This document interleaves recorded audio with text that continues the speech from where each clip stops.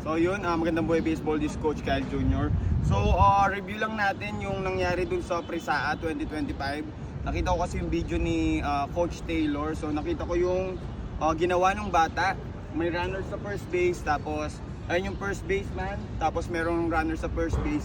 Tapos ang ginawa niyang pick up is tinaas niya yung paa, tapos umikot sa likod, tapos binato yung bola, which is hindi po pwedeng gawin yon. So ang tawag po natin doon is balk. So ito yung reminder lang sa mga player, sa mga pitchers na makakita nitong video na to. So instead of doing that, ang gawin po natin is ganito po yung gawin natin na pick up. Pwede po yung ito po yung mga traditional pick up. So para sa Little League, unlock ba to? Quick turn, right left, or sabay yung paa. Or pwede pagkuha ng sign ba to? So yun po yung mga different kind ng pick-ups kapag right-handed kayo tapos may runner tayo sa first base. So itong video na to is reminder lang sa lahat ng pitchers.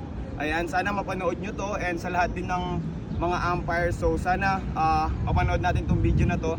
So itong video na to is hindi para i-bash yung mga umpires, kundi para i-remind yung mga athlete, lalong-lalo na yung mga pitchers dito sa ating bansa. So this is Coach Kyle Jr. Sana may natutunan tayo sa video na to. Magandang buhay.